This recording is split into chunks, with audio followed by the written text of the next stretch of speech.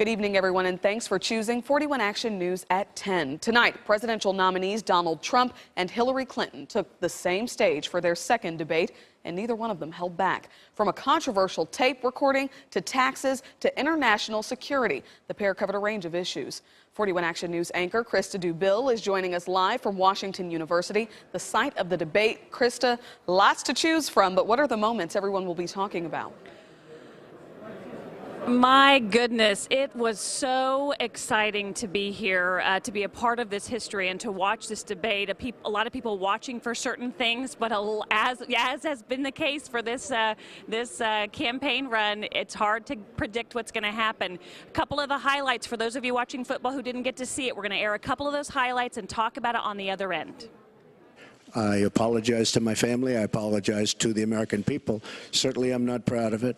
But this is locker room talk. You know, when we have a world where you have ISIS chopping off heads, where you have, and frankly, drowning people in steel cages, where you have wars and horrible, horrible sights all over, where you have so many bad things happening, this is like medieval times. Last time at the first debate, we had millions of people fact-checking, so I expect we'll have millions more fact-checking because, you know, it's just awfully good that someone with the temperament of Donald Trump is not in charge of the law in our country.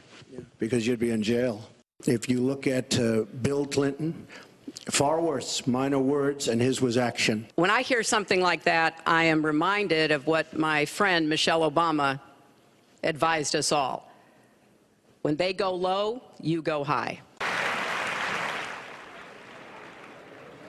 Those were just some of the highlights. We heard many people talking about wanting to hear issue-based versus drama or entertainment-based or things that are distracting from the issues. A couple things to note. There was a young man in the audience tonight in a pink collared shirt who asked a question about taxes. He is an Olathe Northwest graduate, so we had some representation from the Kansas City area. Another thing is I've just tweeted out a video of somebody, a young woman I just met in the restroom when I went in to get ready for this newscast, and it is exactly what the Trump campaign doesn't want. This woman was not expecting to have media come across her in this sort of corner bathroom. I'll let you go look at it and see what you're seeing. There's so much more to discuss. You're going to be hearing all kinds of things over the next couple of days. But for now, we're live in St. Louis. We'll have much more for you throughout this newscast. Dia, we'll send it back to you. All right, Krista, thanks. Definitely an active night, and it started out pretty combative, as you all saw if you were able to watch the coverage, but they did start to shift to more of the issues. And as we've mentioned before, there are thousands of people out covering the debate in St. Louis. One of them, our 41 Action News reporter Lexi Suter, who was in the spin room. Lexi, what was it like in there? Well, Dia, before I get to that, as you mentioned, it started off very combative. I counted for 24 minutes. The first 24 minutes of the debate, they basically just went back and forth to each other. They didn't even get to the issues. Then they did start to talk about some issues. They touched on health care a little bit, on a possible Muslim ban, and even briefly addressed taxes. Still not a lot of clarity. I don't think what a lot of Americans really wanted to get taking away from this debate. Did have the opportunity to talk to supporters on both sides, and they felt very good about how the candidates performed. I would say that I saw a knockout.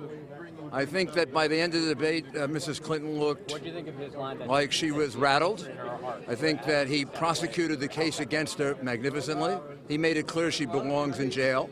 She never answered, ever answered, how she could possibly have destroyed 33,000 emails. I think what it is that many Americans are frustrated with the status quo.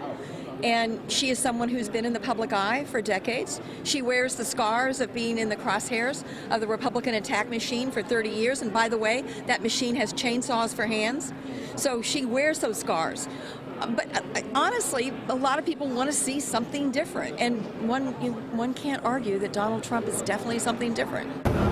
Now, after the debate, the spin room was just buzzing with media and people hoping to see Donald Trump. We had heard he was going to come out, maybe make a statement to us. Instead, he sent out those 4 women that he brought with him that accused Bill Clinton of harassing them, assaulting them, of raping them. He sent them out to speak to the media instead. So certainly, Krista, another interesting night, a lot of takeaways, and it will be interesting in the coming days to see how Americans feel and if this will move the meter at all. Krista, I'm going to send it back into you. All right. Thank you, Lexi. The excitement continues here in the spin room. I just saw Trump's campaign manager, got a little bit of brief video with her. Too quick to get on the news tonight, but we'll be gathering for the rest of the evening until things finally calm down here. But the conversation will definitely continue, and there's still a third debate to take part in. For now, live here in St. Louis on Washington University on debate night, Krista Dubill, 41 Action News. Dia, back to you. All right, thanks, Krista and Lexi, for our extensive coverage tonight. We want to remind everyone to tune in to 41 Action News today in the morning as our partners at PolitiFact fact-check the debate. 41 Action News reporter Tom Dempsey will also have live reports from St. Louis, so our coverage continues.